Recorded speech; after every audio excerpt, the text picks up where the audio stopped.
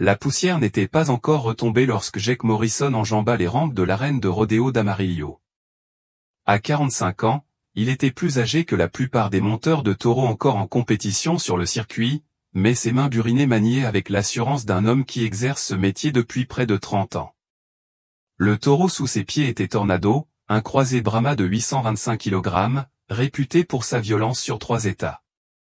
Tornado avait envoyé 14 cavaliers à l'hôpital ces 2 dernières années, et son regard noir et froid exprimait une intelligence qui rendait nerveux même les cow-boys chevronnés. « Tu es sûr de toi, Jake ?» lança son ami de longue date et compagnon de route, Tommy Rodriguez, depuis la plateforme. Ce taureau a une veine plus féroce que le Panhandle. Jake ajusta sa prise sur la corde du taureau et hocha la tête d'un air sombre. « Je monte des taureaux depuis mes 17 ans, Tommy, je ne vais pas me laisser effrayer par celui-ci. » Mais tout en parlant, Jake sentait quelque chose de différent chez Tornado, les muscles du taureau étaient plus contractés que d'habitude, sa respiration plus agitée. Une violente agitation couvait sous la surface, poussant l'instinct expérimenté de Jake à crier un avertissement. La voix du speaker de l'arène résonna dans le stade bondé, « Mesdames et messieurs, voici Jake Morrison, de Leach, au Texas, qui tente de monter Tornado. Mes amis, ce taureau n'a jamais été monté avec succès pendant 8 secondes. » Jake s'enfonça plus profondément dans son siège, enroulant une dernière fois la corde autour de sa main.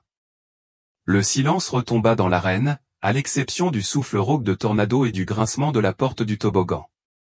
C'est ce moment qui a séparé les cow-boys des aspirants, cette fraction de seconde avant l'ouverture des portes, lorsque la peur et l'adrénaline se sont heurtés dans un cocktail qui pouvait soit vous faire gagner, soit vous briser.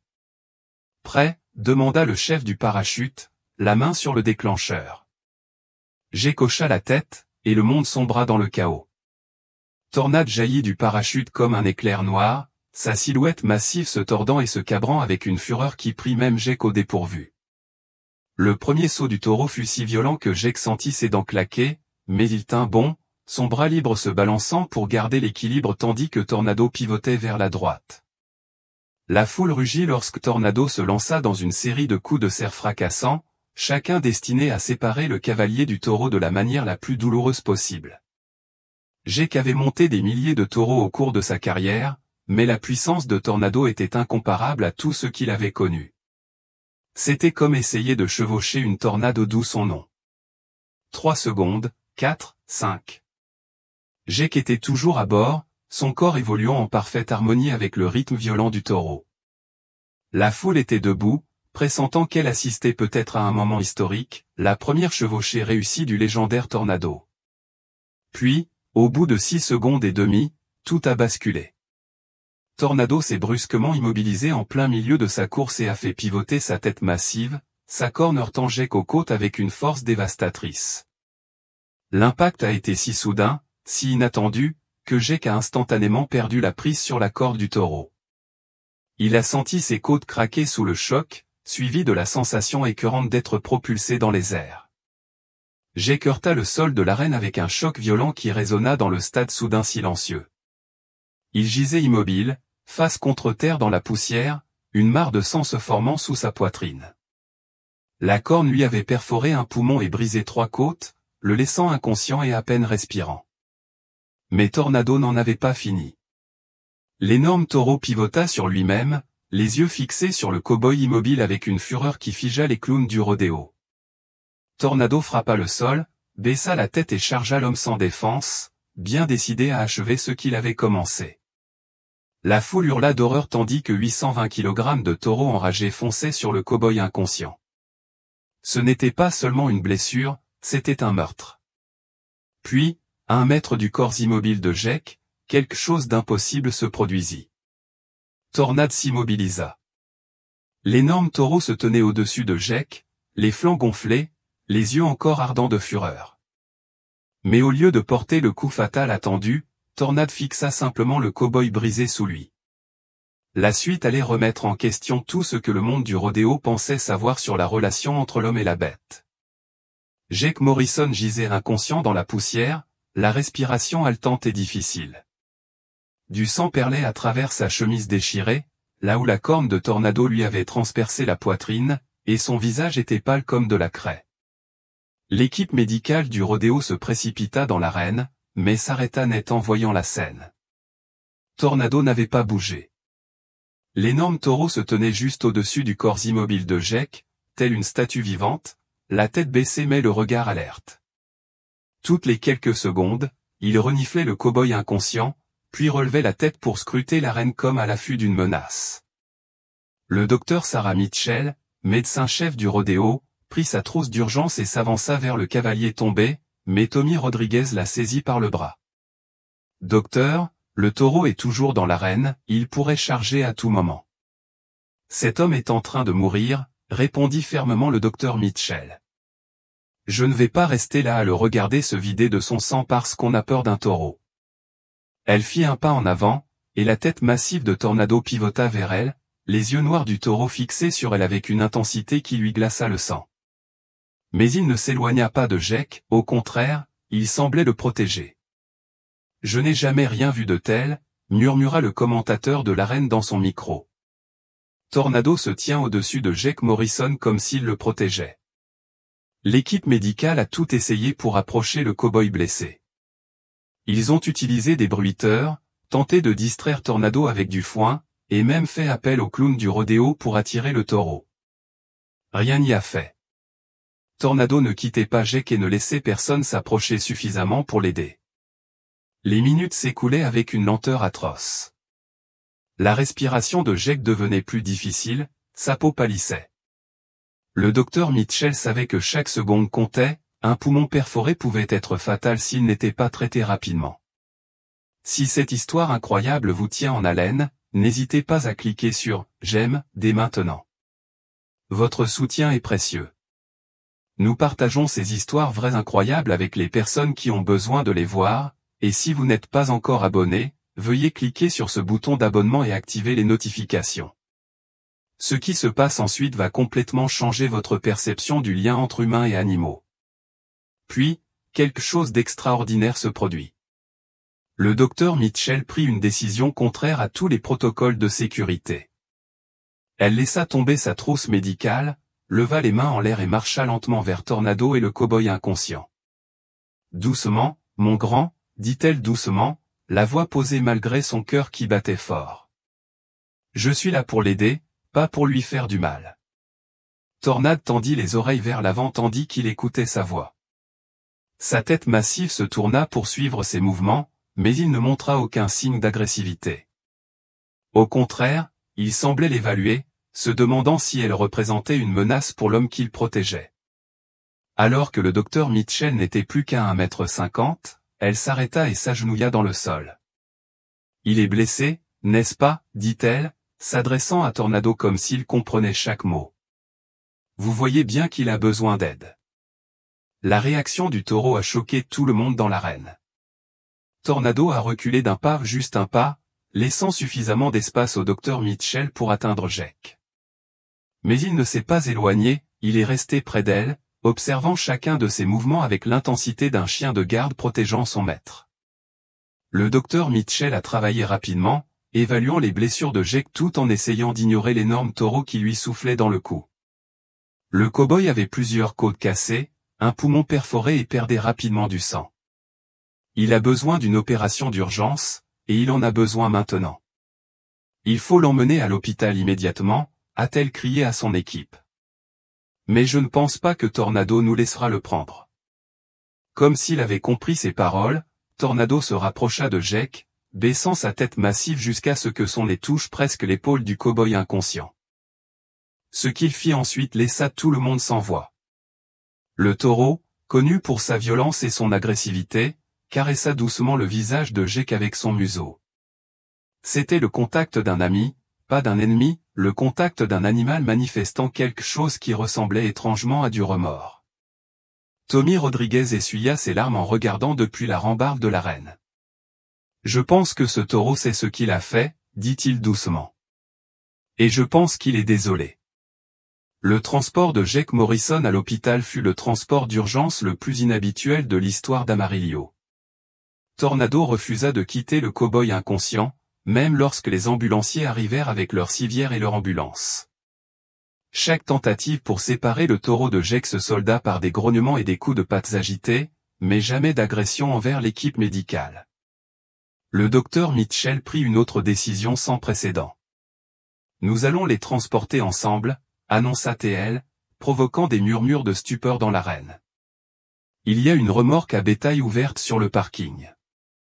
Nous mettrons Jake dans l'ambulance et Tornado suivra dans la remorque. Le plan était risqué et n'avait jamais été tenté auparavant, mais c'était le seul moyen d'apporter à Jake les soins médicaux dont il avait désespérément besoin. Tandis que les ambulanciers chargeaient délicatement le cow-boy inconscient sur la civière, Tornado marchait à leur côté, sa silhouette imposante se déplaçant avec une douceur surprenante. À l'hôpital, la situation s'est encore compliquée. Tornado a été placé dans un enclos temporaire construit à la hâte dans la zone de chargement. De là, il pouvait voir l'entrée des urgences où Jake avait été emmené.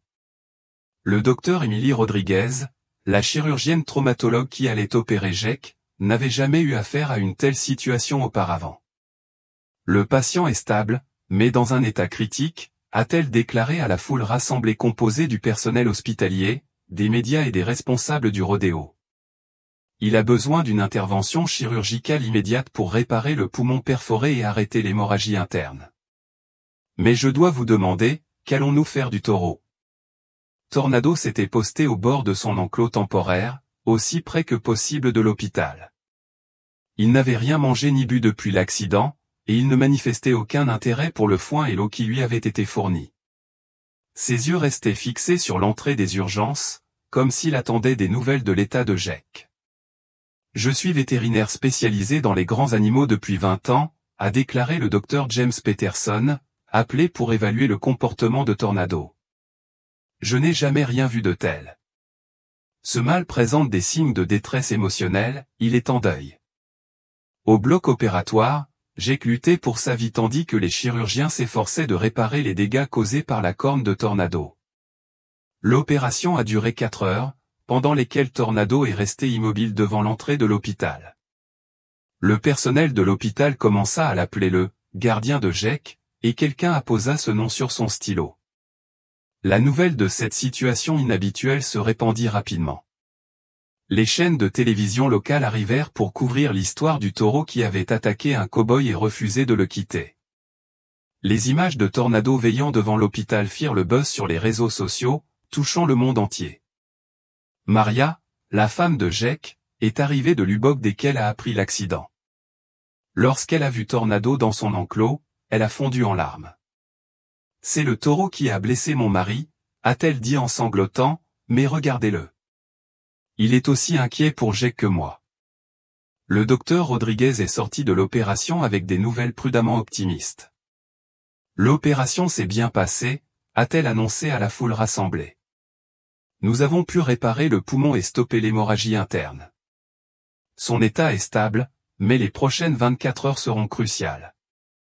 Lorsque la nouvelle fut annoncée à ceux qui se trouvaient autour de l'enclos de Tornado, un événement remarquable se produisit.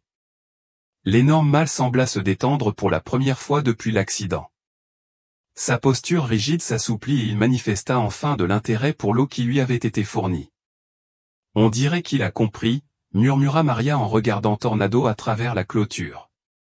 On dirait qu'il savait que Jake allait s'en sortir. Cette nuit-là, alors que Jake gisait inconscient aux soins intensifs, Tornado le surveillait sur le parking. Le personnel hospitalier commença à lui apporter de la nourriture et de l'eau fraîche, et beaucoup s'arrêtèrent à son enclos pour lui parler de son état. Le taureau semblait écouter chaque mot, son regard intelligent suivant chaque personne qui parlait. L'histoire a été reprise par les médias nationaux, et les dons ont commencé à affluer pour couvrir les frais médicaux de Jake et les soins de Tornado. Des personnes du monde entier ont été touchées par l'histoire du taureau qui avait manifesté ce qui semblait être un remords et une inquiétude sincère pour l'homme qui l'avait blessé. Au matin, Jake montrait des signes d'amélioration et Tornado était devenu une célébrité locale.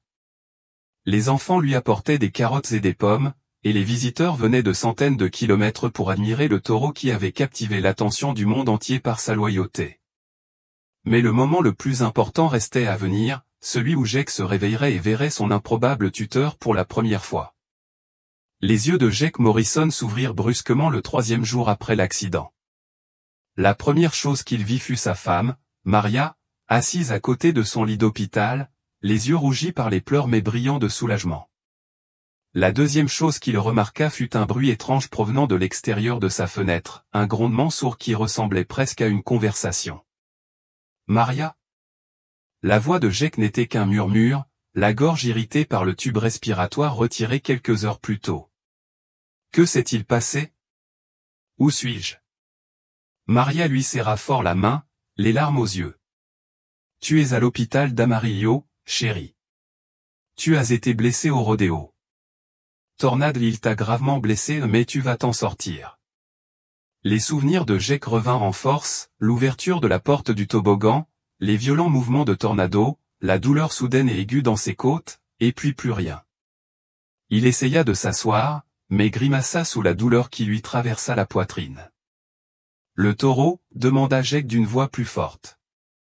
Tornade, est-ce ils l'ont tu? L'expression de Maria était complexe, mêlant stupeur et incrédulité. Jake, tu ne vas pas le croire, mais Tornado est là. Il est là depuis l'accident, il attend ton réveil. Jake fixa sa femme, perplexe. Que veux-tu dire par là? Le docteur Rodriguez entra dans la pièce à ce moment-là, prévenu que Jake était réveillé. Monsieur Morrison, je suis content de vous voir conscient. Vous nous avez fait une sacrée frayeur. Elle vérifia ses signes vitaux et examina ses incisions. Votre rétablissement progresse bien, mais je dois vous annoncer une chose inhabituelle concernant votre situation. Le taureau est dehors. Jake dit catégoriquement, il est là depuis l'accident. Le docteur Rodriguez hocha la tête. C'est exact. Tornado n'a pas quitté l'hôpital depuis votre arrivée. Enfin, on ne peut pas le décrire autrement, il monte la garde. Il ne mange pas correctement, ne se repose pas, il surveille l'entrée de l'hôpital. Jake peinait à assimiler cette information. En 28 ans de monde de taureaux, il avait vu des taureaux rancuniers, des taureaux qui se souvenaient des cavaliers qui les avaient battus, mais il n'avait jamais entendu parler d'un taureau manifestant des remords ou de l'inquiétude pour un cavalier qui l'avait blessé. Je veux le voir, dit soudain Jake. Maria et le docteur Rodriguez échangèrent un regard inquiet. Jake, mon chéri, tu viens de te réveiller. Tu es encore très faible et tes blessures. Je veux le voir, répéta Jake plus fermement cette fois. Si ce taureau m'attend depuis 3 jours, alors je lui dois une petite conversation. Contre l'avis médical et malgré les protestations des administrateurs de l'hôpital, Jake a été transporté à l'extérieur en fauteuil roulant. 2 heures plus tard, une foule s'était rassemblée autour de l'enclos de Tornado, mais les spectateurs se séparèrent respectueusement à l'approche de Jake. Lorsque Tornado aperçut le fauteuil roulant, l'attitude du taureau massif changea radicalement. Il se leva de l'endroit où il était allongé et se dirigea vers le bord de l'enclos, ses yeux sombres fixés sur Jake avec une intensité qui fit taire tout le monde autour de lui. Jake a arrêté son fauteuil roulant à quelques mètres de la clôture, suffisamment près pour voir les coupures et les égratignures sur la peau de Tornado après ses 3 jours dans l'enclos de fortune, et suffisamment près pour voir ce qui ressemblait remarquablement à du soulagement dans les yeux du taureau. Eh bien, mon grand, dit doucement Jake, sa voix portant à travers la foule silencieuse. On dirait qu'on a traversé quelque chose ensemble. Tornade tendit son cou massif vers Jake, avançant lentement et prudemment. Arrivé assez près, le taureau toucha délicatement la main tendue de Jake avec son museau. Ce contact était si doux, si délibéré, que plusieurs personnes dans la foule se mirent à pleurer. Je sais que tu ne le pensais pas, murmura Jake, les yeux embués de larmes. Je monte des taureaux depuis assez longtemps pour savoir quand l'un de vous fait ce qui lui paraît naturel. Tu jouais juste un taureau, et moi un cow-boy. Parfois, ça ne marche pas si bien. Tornado souffla doucement un son qui ressemblait presque à un acquiescement. Il garda le nez collé à la main de Jake, et pendant un instant, cow-boy et taureau échangèrent simplement un regard avec une compréhension qui transcendait les espèces. La foule, stupéfaite, regarda Jake fouiller dans la poche de sa chemise et en sortir un bonbon à la menthe, celui qu'il portait toujours sur lui pour calmer les chevaux nerveux. Il le déballa lentement et le tendit à Tornado, qui le prit délicatement dans sa main. « On va bien, toi et moi, » dit Jake d'une voix de plus en plus forte. « On va s'en sortir. » Ce simple geste, un cow-boy offrant des bonbons au taureau qui avait failli le tuer, fut immortalisé par des dizaines de caméras et devint l'une des images les plus partagées sur les réseaux sociaux cette année-là. Mais pour Jake et Tornado, ce n'était ni les caméras ni la foule qui comptaient. C'était le pardon, la compréhension et le début de l'amitié la plus improbable de l'histoire du rodéo. La convalescence de Jake a duré 6 semaines, et pendant tout ce temps, Tornado n'a jamais quitté l'enceinte de l'hôpital. Ce qui avait commencé comme un arrangement temporaire est devenu permanent, car l'administration de l'hôpital, émue par cette histoire incroyable, a autorisé le taureau à rester dans un enclos spécialement construit à côté du centre de réadaptation. Chaque jour, dans le cadre de sa kinésithérapie, Jake rendait visite à Tornado. Au début, il avait besoin d'un fauteuil roulant, puis d'un déambulateur, et finalement, il a pu se rendre sans aide à l'enclos des taureaux. Leurs rencontres quotidiennes sont devenues un rituel auquel le personnel de l'hôpital et les visiteurs se réjouissaient d'assister. Le lien qui les unit est incomparable à tout ce que j'ai pu observer, a déclaré le docteur Peterson, le vétérinaire qui surveillait la santé et le comportement de Tornado. Le comportement de Tornado change complètement en présence de Jake. Il devient plus calme, plus réactif, presque doux. Maria, l'épouse de Jake, initialement inquiète de l'attachement grandissant de son mari au taureau qui avait failli le tuer, commença à comprendre le pouvoir thérapeutique de leur relation. Jake souffrait de dépression après l'accident, confia-t-elle au docteur Rodriguez. Il pensait que sa carrière de rodéo était terminée et qu'il ne marcherait peut-être plus jamais correctement, mais Tornado lui donna une raison de guérir. L'attention des médias continua de croître. Des documentaristes vinrent immortaliser l'histoire, et des spécialistes du comportement animal d'universités de tout le pays vinrent étudier cette relation inhabituelle. Mais pour Jake et Tornado, les caméras et l'attention passèrent au second plan. Ils avaient découvert chez l'autre quelque chose qu'aucun d'eux n'avait anticipé. Alors que Jake reprenait des forces, il commença à apporter à Tornado de petits cadeaux, des pommes, des carottes et ses bonbons à l'amande préférés. Le taureau les acceptait toujours avec douceur, sans jamais montrer le moindre signe d'agressivité qu'il avait autrefois fait craindre tout au long du circuit du rodéo. Un après-midi, alors que Jake était assis sur un banc près de l'enclos de Tornado, une jeune fille s'approcha avec ses parents. Elle ne devait pas avoir plus de 8 ans et portait un petit bouquet de fleurs sauvages. « Es-tu le cow-boy qui s'est lié d'amitié avec le taureau ?» demanda-t-elle timidement. Jake sourit et hocha la tête. « C'est vrai, ma puce. C'est Tornado. » La petite fille leva les yeux vers l'énorme taureau avec émerveillement plutôt que peur. « Ma maman dit que tu lui as pardonné même s'il t'a fait du mal. » C'est vrai? Jake réfléchit attentivement à la question. « Oui, c'est vrai. Parfois, quand on est blessé, on a le choix, rester en colère, ou essayer de comprendre pourquoi c'est arrivé et aller de l'avant. Tornado et moi avons décidé d'avancer ensemble. » La fille s'approcha de la clôture et brandit ses fleurs. « C'est pour Tornado, pour lui dire que je suis désolé qu'il ait été triste. » Tornado baissa sa tête massive et huma doucement les fleurs sauvages, puis regarda la petite fille avec des yeux qui semblaient exprimer de la gratitude.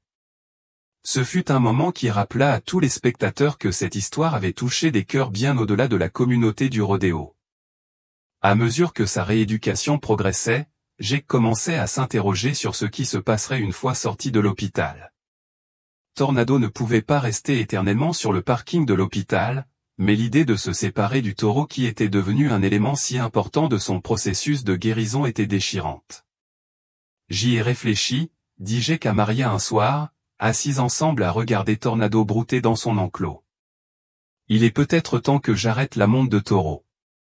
Il est peut-être temps que je trouve une autre façon de travailler avec les taureaux. » Maria lui serra la main. « À quoi penses-tu » Jake observa Tornado un long moment avant de répondre. « Il y a beaucoup de taureaux comme Tornado incompris, qualifiés de dangereux alors qu'en réalité ils ont juste peur ou souffrent. Je pourrais peut-être travailler avec eux, aider les gens à comprendre que ces animaux ont des sentiments, des personnalités, des histoires. L'idée qui se formait dans l'esprit de Jake était ambitieuse mais simple, créer un sanctuaire où les taureaux de rodéo à la retraite pourraient vivre leurs jours en paix, et où les gens pourraient venir découvrir l'intelligence et la profondeur émotionnelle de ces magnifiques animaux. Tornado m'a appris quelque chose d'important, dit Jake d'une voix pleine de conviction. Il m'a appris que pardonner ne consiste pas seulement à abandonner la colère. C'est ouvrir son cœur à des possibilités insoupçonnées. 2 ans plus tard, Jake Morrison se tenait à l'entrée du sanctuaire Ellinghoove, un ranch de 80 hectares près d'Amarillo qui abritait des dizaines de taureaux de rodéo retraités. Ce sanctuaire était le rêve de Jake devenu réalité, un lieu où les taureaux ayant passé leur vie en compétition pourraient trouver la paix, des soins vétérinaires appropriés et le respect de leur intelligence et de leurs besoins émotionnels. Tornado fut le premier résident du sanctuaire et devint une sorte d'ambassadeur célèbre. Des visiteurs de tout le pays vinrent rencontrer le taureau qui avait failli tuer son cavalier et était devenu son meilleur ami. Le monde entier est venu à la rencontre du taureau qui avait montré à la communauté du rodéo que ces animaux puissants étaient capables d'émotions complexes, de loyauté et même d'amour. Quand on voit Tornado aujourd'hui, expliquait Jake à un groupe d'écoliers en visite, on ne voit pas un animal dangereux, mais un ami, un professeur, quelqu'un qui nous a aidés à comprendre que les taureaux sont bien plus que ce que nous avions imaginé. Les enfants ont regardé avec émerveillement Tornado s'approcher de la clôture avec sa douceur caractéristique, se laissant caresser sa tête imposante et lui donner des carottes. Le taureau, autrefois craint dans tout le circuit de rodéo, était désormais un gentil géant, enseignant aux enfants comme aux adultes la compassion et la compréhension. La transformation de Jake fut tout aussi remarquable. Bien qu'il boitait légèrement à cause de ses blessures et ne puisse plus participer à des rodéos, il avait trouvé un nouveau but, bien plus épanouissant que n'importe quelle chevauchée de 8 secondes. Il était devenu un défenseur du bien-être animal et du rodéo, travaillant avec les organisateurs pour mettre en place de meilleures normes de sécurité et un traitement plus humain des taureaux et des broncos. L'accident a tout changé pour moi, a déclaré Jake à une équipe de tournage du sanctuaire. J'ai passé près de 30 ans à considérer les taureaux comme des adversaires à vaincre. Tornado m'a appris que ce sont des individus avec leur propre personnalité, leur peur et leur capacité à ressentir de l'affection. Le sanctuaire était également devenu un centre de recherche, où des comportementalistes animaliers étudiaient les structures sociales complexes et la vie émotionnelle des taureaux. Le docteur Peterson, devenu vétérinaire en chef du sanctuaire, publia des articles sur le comportement de Tornado, remettant en question des hypothèses de longue date sur l'intelligence bovine. La relation de Tornado avec Jake nous a apporté un éclairage sans précédent sur la psychologie des taureaux, expliqua le docteur Peterson.